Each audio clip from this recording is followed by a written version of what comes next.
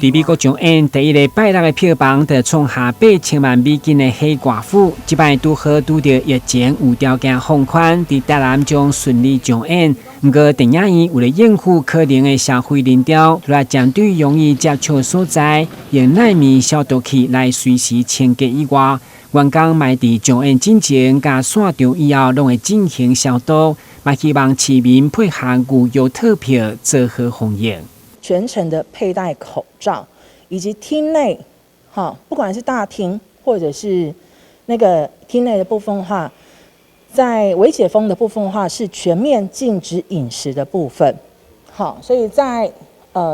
餐饮的部分的话，我们有做公告，就是提醒消费者，这段期间的部分的话，我们是贩售黑寡妇的套票，但是我们全面禁止销售所有餐饮的部分。电影院虽然认为有条件开放，不过嘛是相当认真来应付可能的防疫破口，希望让消费者安心看戏。因黑寡妇的一些强片来临，那也希望说消费者的部分话到影城来的部分话，它可以配合影城相关防疫的措施，那提供一个安全无虞的一个消费环境这样子。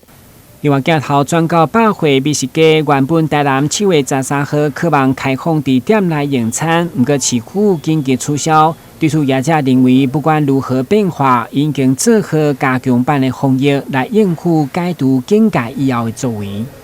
针对这个内用部分如果未来微解封的部分呢，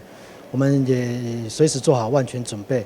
那在针对顾客的部分呢，我们会实施2次的实联制。所谓是2次的实联制，就是他在大门入口了，我们会做1次实联制。那当他要进入到餐厅部分消费的部分，我们还会再做1次的体温检测，酒精消毒。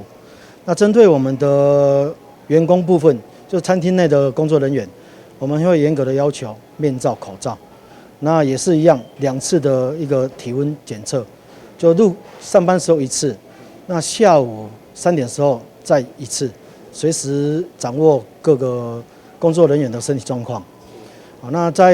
我们在每个餐厅呢，未来会采取梅花座的带位，也就是说，桌与桌的间隔距离在1.5公尺的安全距离。那我们也在人流的控制，我们会采取总数的1半以内。也则强调，依照政府规定，随时尽力防疫新生活来为人客服务。电视新闻，军职刘品言采访报道。